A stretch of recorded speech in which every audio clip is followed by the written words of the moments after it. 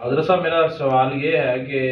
جس طرح ہم 4 رکعتوں والی نماز ادا کرتے ہیں، جی 4 رکعات پڑھنے میں جب ہم دوسری رکعت کی تشہد بیٹھتے ہیں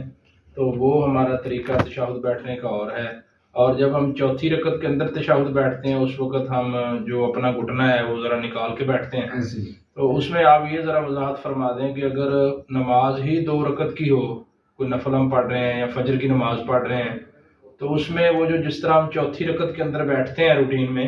تو آیا کہ وہ دوسری رکعت میں وہ دوسری تشہد جو ہے وہ ادھر تو 2 رکعتوں والی نماز میں وہ آخری تشہد ہی ہوگی، تو اب وہ جو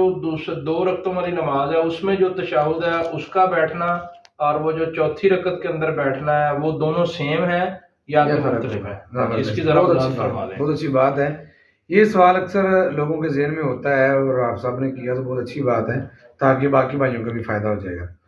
اصل پہلے وہ طریقہ سمجھ لیں، صحیح بخاری کے اندر یہ روایت موجود ہے کہ آپ علیہ السلام اگر 4 رکعتوں کی نماز پڑھتے نا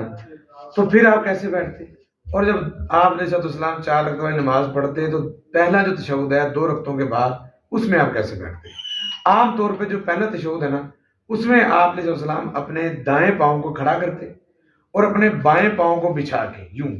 اس کے اوپر آپ اپنے آپ کو بٹھا لیتے، یہ پاؤں کھڑا ہو جاتا، دائیں بائیں پہ آپ بیٹھ جاتے۔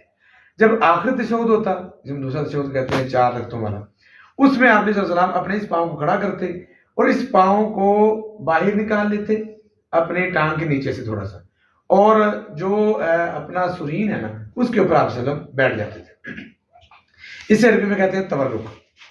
تورک کرنا۔ تو آپ چوتھی رکعت کے آخری تشہد میں تورک کیا کرتے تھے۔ اب اگر کوئی نماز ہے جیسے فجر کی 2 رکعت نماز ہے تو اس میں تو ہے ہی 2 رکعتیں، یا آپ سنتیں پڑھ رہے ہیں اس میں ہے ہی 2 رکعتیں، یا ابھی آپ نماز تراویح پڑھ کے آئے ہیں 2 رکعتیں ہیں،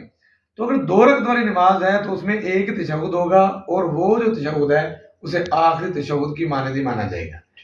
امام ابن حجر عسقلانی رحمہ اللہ نے فتح الباری کے اندر اسی حدیث کی شرح کے اندر نقل کیا ہے، وہ فرماتے ہیں، بلکہ انہوں نے کچھ صحابہ کرام کے نام بھی وہاں پہ ذکر کیے ہیں، جو صحابہ کرام بھی یہی کہتے تھے، کیونکہ جب 2 رکعت والی نماز ہے اس کا وہی تشہد آخری تشہد ہے، تو نبی پاک علیہ السلام آخری تشہد میں تورک کیا کرتے تھے، اپنے پاؤں کو نکال کر تھوڑا سا پھر آپ وسلم بیٹھا کرتے تھے۔ تو اگر 2 رکعت والی نماز ہے تو ہمیں اس میں جو تشہد کرنا ہے وہ تورک والا ہی کرنا ہے۔ جزاک اللہ۔